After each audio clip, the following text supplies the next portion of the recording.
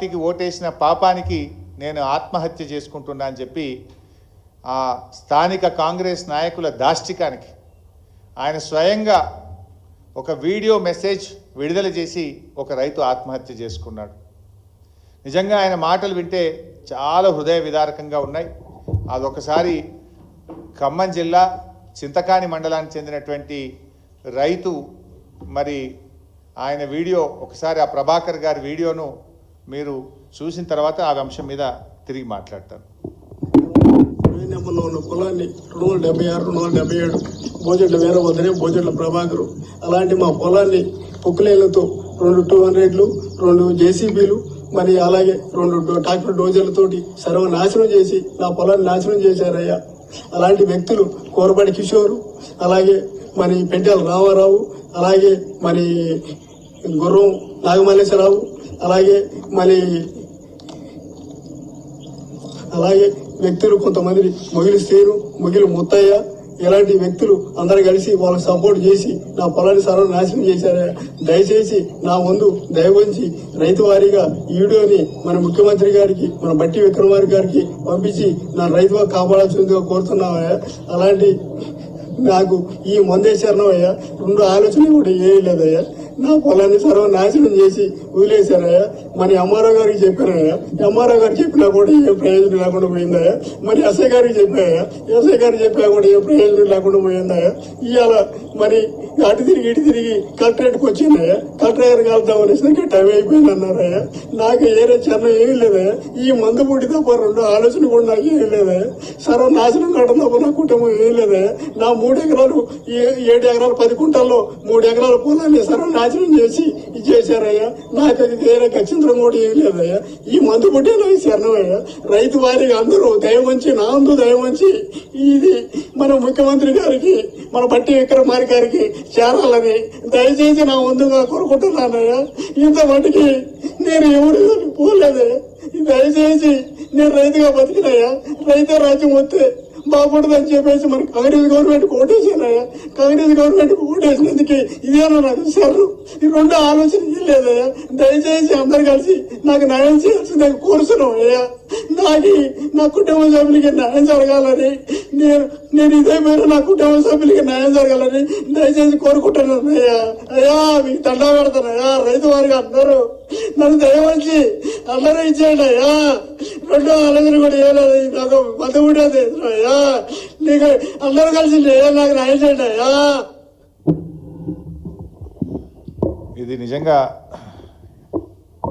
ప్రభాకర్ ఆత్మహత్య చాలా హృదయ విదారకంగా ఉంది. ప్రభాకర్ ఆత్మహత్య చేసుకోవడం నిజంగా చాలా దురదృష్టకరం. ఆ కన్నీళ్లు పెట్టుకుంటూ ఆయన పెట్టిన వీడియో చూస్తే చూసిన వాళ్ళ కళ్ళలో కూడా నీళ్ళు వస్తూ ఉన్నాయి. అంటే ఇది రాష్ట్రంలో ఎంత విషాదకరమైనటువంటి పరిస్థితులు ఉన్నాయనే దాన్ని ఈ వీడియో, ఆ రైతు ఆత్మహత్య ఇలా మనకు సూచిస్తూ ఉంది. ప్రభాకర్ చనిపోయిన తర్వాత ఆయన తండ్రి గారు పోలీసుల దగ్గరికి వెళ్ళి ప్రభాకర్ చెప్పిన పేర్లతో కంప్లైంట్ ఇస్తే కంప్లైంట్ తీసుకోవడానికి కూడా పోలీసులు నిరాకరిస్తున్నారు. నిన్నటి నుంచి ప్రభాకర్ తండ్రి ఆయన నార్మల్గా సూసైడ్ నోట్లో కానీ చనిపోయే ముందు చెప్పినటువంటిది ఆటోమేటిక్గా దాన్నే మరణ వాంగ్మూలంగా స్వీకరించి కేసులు పెడతాం మనం. అంత స్పష్టంగా వీడియోలో ఉన్న తర్వాత కూడా స్పందించాల్సిన పోలీసులు స్పందించకపోగా మృతుడి యొక్క తండ్రి గారు వెళ్ళి పోలీస్ స్టేషన్లో కంప్లైంట్ ఇస్తే ఆ కంప్లైంట్ తీసుకోవడానికి కూడా నిరాకరిస్తున్నారు పోలీసులు. అంటే ఈ రాష్ట్రంలో శాంతి భద్రతల పరిస్థితి ఎంత దారుణంగా తయారైపోయిందో మీరు చూడండి. నిజంగా ఇలా ప్రభాకర్ చావుకు కాంగ్రెస్ పార్టీ కారణం, ఈ ప్రభుత్వం పాలన కారణం. ఆయన ఎస్ఐ గారి దగ్గరికి పోయారు, ఎంఆర్ఓ గారి దగ్గరికి పోయారు, కలెక్టర్ గారి దగ్గరికి పోయాను అని చెప్పి స్పష్టంగా చెప్పాడు. ఆ ముగ్గురిలో ఏ ఒక్కరైనా స్పందించుంటే ఇవాళ ప్రభాకర్ బతుకుండేవాడు కదా. అంటే పాలన సరిగా లేదు. ఎస్ఐ గారు స్పందించలేదు, తహసీల్దార్ గారు స్పందించలేదు, కలెక్టర్ ఆఫీస్లో న్యాయం జరగలేదు. ఇంకా చివరికి నాకు చావే దిక్కు అని చెప్పి ఆయన ఈరోజు తన ప్రాణాన్ని వదులుకున్నాడు. ఇది చాలా బాధాకరం. వాస్తవానికి ఏ రైతు కూడా చనిపోవద్దనే కోరుకుందాం, ధైర్యంగా ఉండాలి, పోరాడాలి. అటువంటి వాళ్ళ పక్షాన ప్రజలు మాకు ఇలా ప్రతిపక్ష బాధ్యత ఇచ్చారు. ఇటువంటి కష్టాల్లో ఉండి ప్రభుత్వం పట్టించుకోనటువంటి వాళ్ళ గురించి ప్రశ్నించే బాధ్యతను ఇలా బీఆర్ఎస్ పార్టీకి ప్రజలు ఇచ్చారు. మా బాధ్యతనే ఈ ప్రభుత్వాన్ని నిద్రలేపడం, ప్రభుత్వాన్ని తట్టిలేపడం, ప్రభుత్వం తప్పు చేస్తే దాని మీద పోరాటం చేయడమే మా బాధ్యత.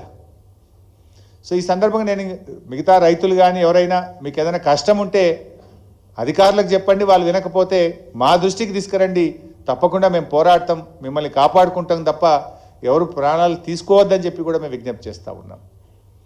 అయితే ఈరోజు ఈ అంశం జరిగితే ఇప్పటిదాకా ప్రభుత్వం నుంచి దీని స్పందన లేదు. ఏ ఒక్క మంత్రి గారు మాట్లాడరు. ఆయన ఎంత స్పష్టంగా చెప్పిండు, కాంగ్రెస్కు ఓటేసినందుకే ఈ బాధలు నాకు, నేను కాంగ్రెస్కు ఓటేసినా వేసిన పాపానికి ఆత్మహత్య చేసుకుంటున్నా అని చెప్పి ఆయన డయింగ్ డిక్లరేషన్లో చాలా స్పష్టంగా చనిపోయే ముందు ఆయన వీడియోలో చెప్పారు. బాధ ఏంటంటే పొద్దున మా కార్యకర్తలు అక్కడి నుంచి ఫోన్ చేస్తున్నారు, తన చావుకు కారణమైన వాళ్ళ మీద కేసులు పెట్టకుండా ఆ వీడియో తీసిన ఆయన మీద కేసు పెట్టి లోపలిస్తారట. ఇది ప్రభుత్వ పనితీరుకు నిదర్శనం. ఇదా మీ పనితీరు? ఆ కుటుంబాన్ని పరామర్శించాల్సింది పోయి, కుటుంబాన్ని ఆదుకోవాల్సింది పోయి, ఆ కుటుంబానికి న్యాయం చేయాల్సింది పోయి, కోడిగుడ్డు మీద ఈకలు బీకినట్టు వీడియో తీసిన ఆయన మీద కేసు పెట్టమని, ఇలా కేసు రిజిస్టర్ చేస్తామని చెప్తున్నారట పోలీసు అధికారులు. తండ్రి గారు వెళ్ళి పిటిషన్ ఇస్తే కూడా తీసుకోనటువంటి పరిస్థితుల్లో ఇలా రాష్ట్రంలో పోలీసు వ్యవస్థ పనిచేస్తూ ఉంది. Is it the way? ఆయన ముఖ్యమంత్రి గారికి డైరెక్ట్గా రేవంత్ రెడ్డి గారికి అప్పీల్ చేసినారు. నీ పేరు చెప్పారు ముఖ్యమంత్రి గారు, మీ పేరు చెబుతూ మా కుటుంబానికి న్యాయం చేయండి అని ముఖ్యమంత్రి గారికి వీడియో చేరది వేయండి, ముఖ్యమంత్రి గారికి వీడియో చేరే విధంగా చేయండి అని చెప్పి కూడా ఆయనలో అప్పీల్ ఉంది. ఇప్పుడు ఆ రైతు తరఫున మేము బీఆర్ఎస్ పార్టీ పక్షాన ముఖ్యమంత్రి గారికి చెప్తా ఉన్నాం, కనీసం రైతు ప్రాణాన్ని అయితే మీరు తెచ్చియలేరు. ఆ సంఘటనకు ఎవరైతే ఆయన పొలాన్ని దున్నేసినారో, ప్రొక్లైన్లు పెట్టి తవ్వారో, తక్షణమే వాళ్ళందరినీ కూడా అరెస్ట్ చేసి కేసులు పెట్టి ఆయన భూమి తిరిగి యథావిధిగా చేసి ఆయన భూమి ఆయనకు అందించే విధంగా ముఖ్యమంత్రి గారు చర్యలు తీసుకోవాలని, ఆ ప్రభాకర్ కుటుంబానికి 25 లక్షల రూపాయల ఎక్స్గ్రేషియా ఇవ్వాలని, ప్రభాకర్ కుటుంబంలో ఒకరికి ఉద్యోగం ఇవ్వాలని చెప్పి మేము బీఆర్ఎస్ పార్టీ పక్షాన డిమాండ్ చేస్తూ ఉన్నాం.